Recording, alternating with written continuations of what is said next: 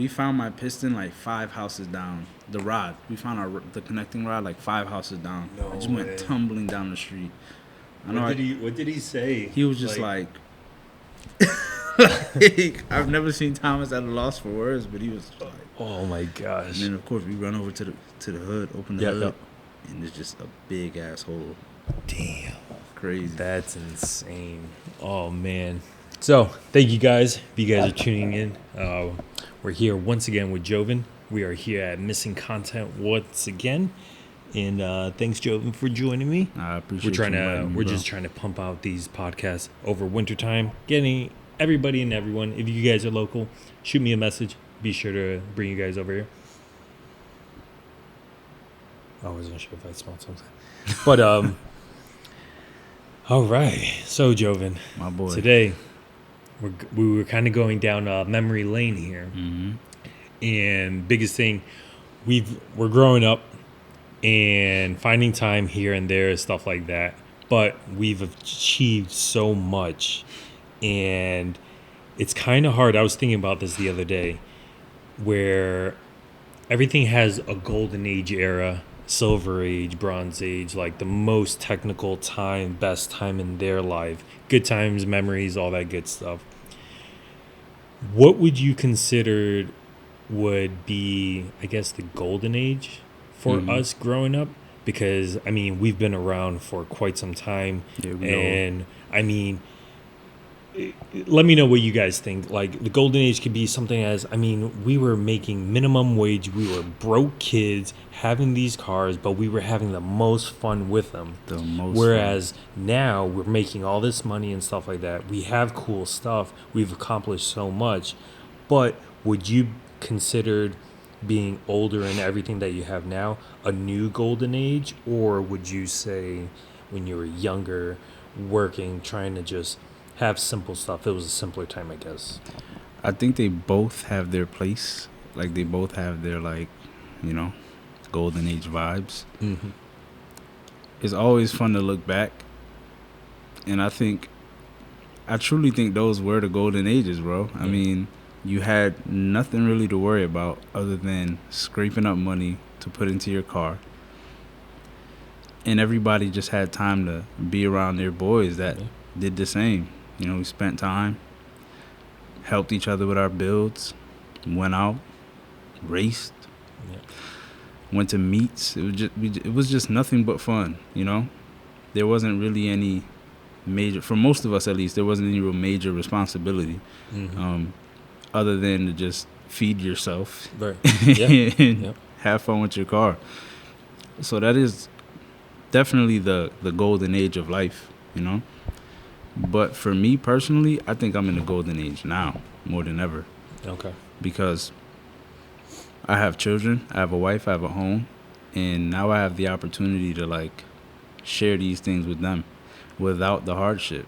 Like, thankfully, you know, my children will never have to, like, work a shitty minimum wage job and struggle and still try to scrape money up for their hobbies.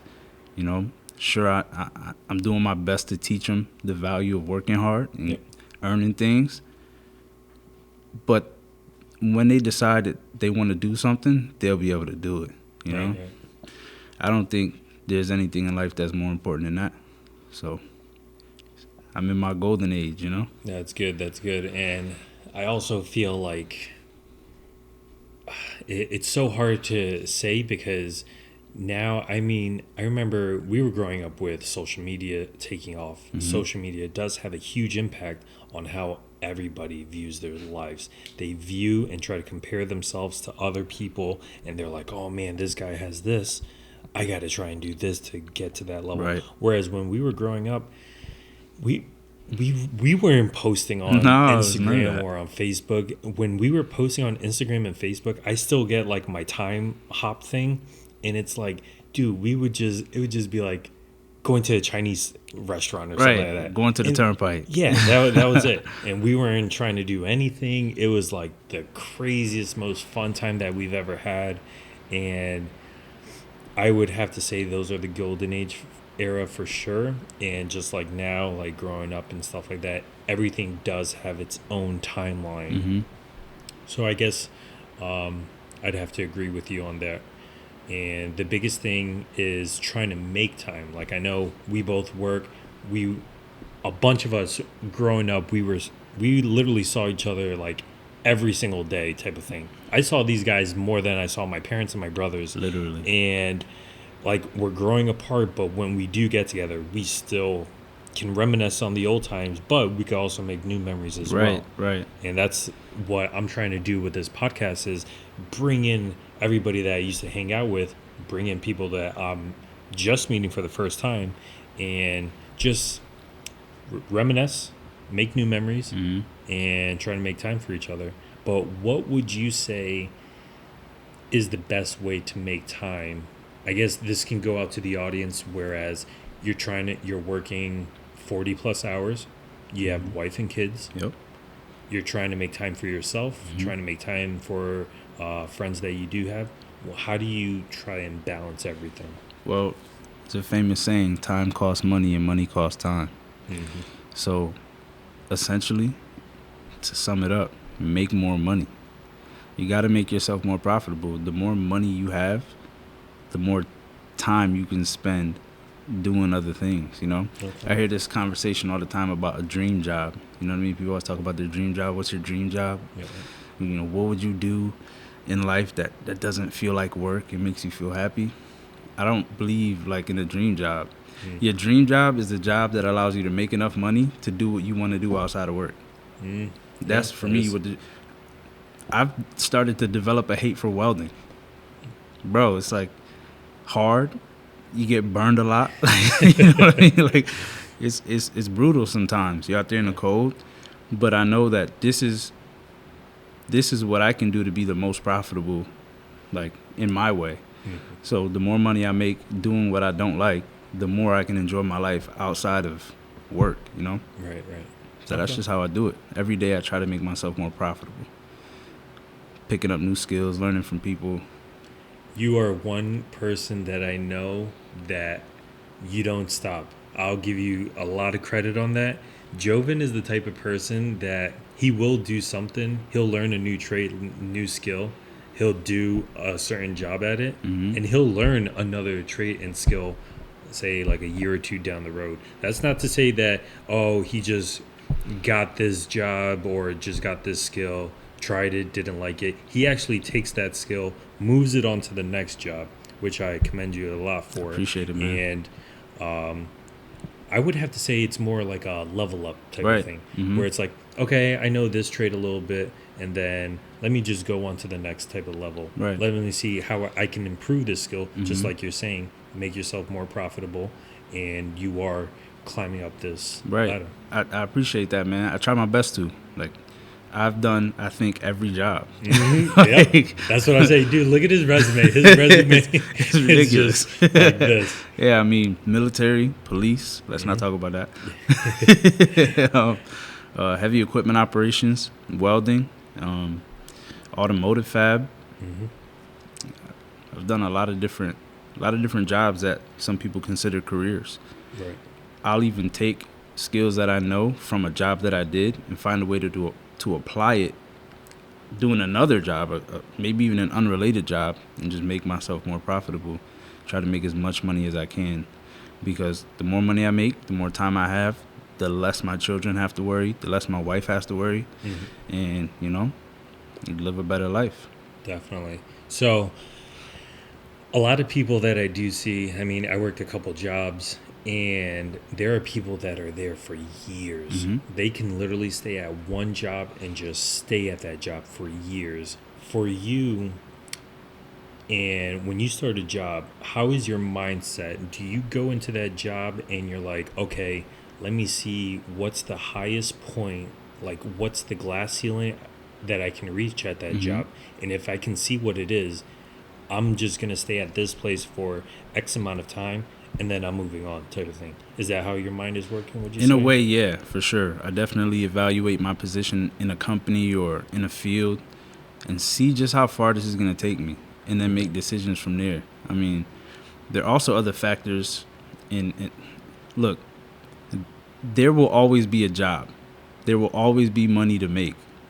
Do not feel that you have to stay or you feel stuck in a company or in a position, if you have a skill, if you have a service to provide, you will make money anywhere. So I'll work a job.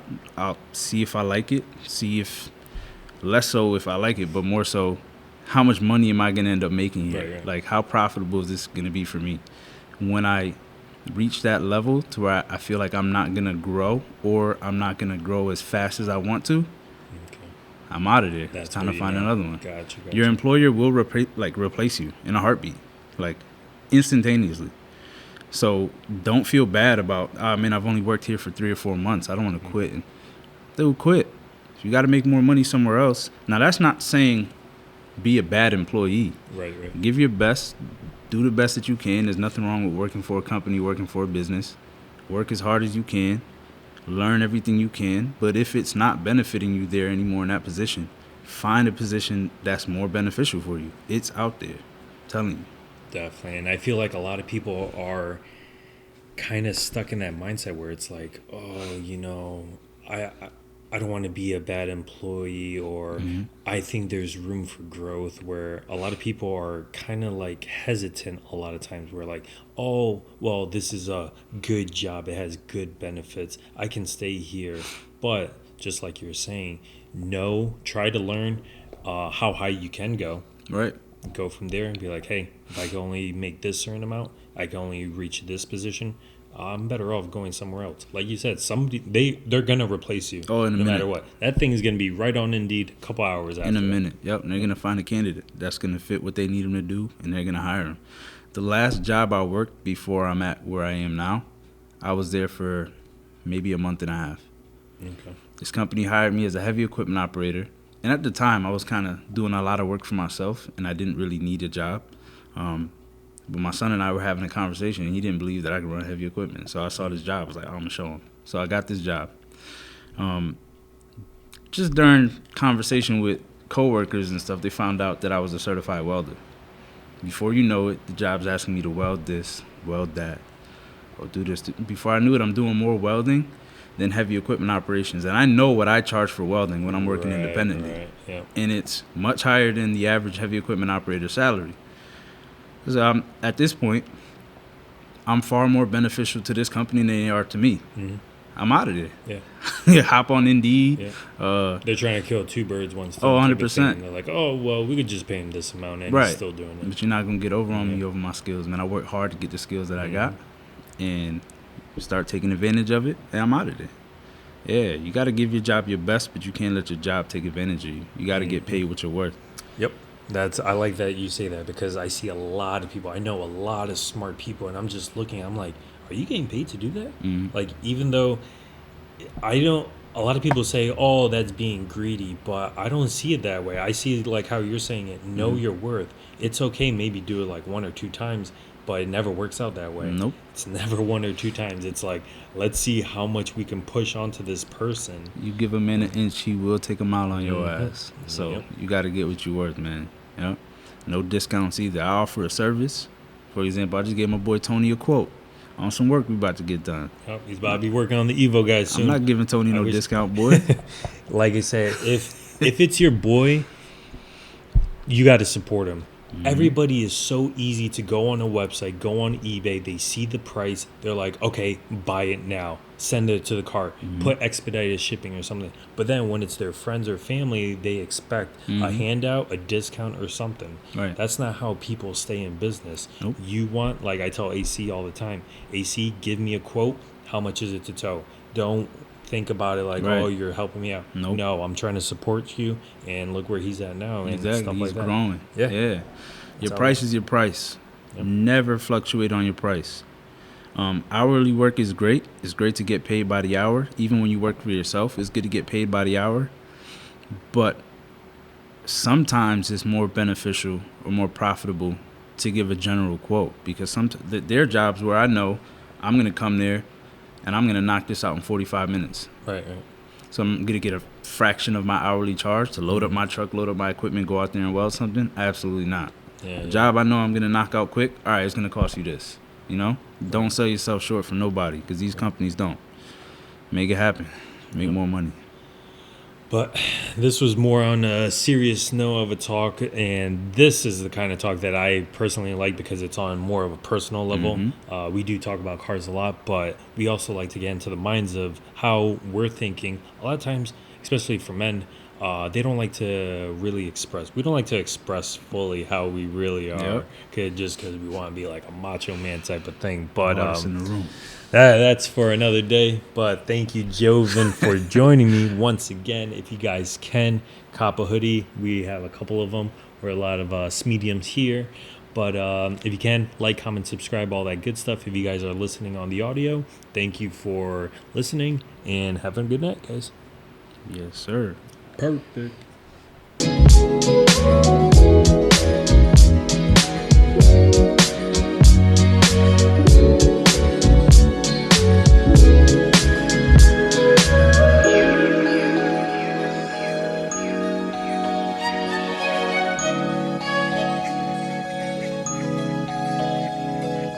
You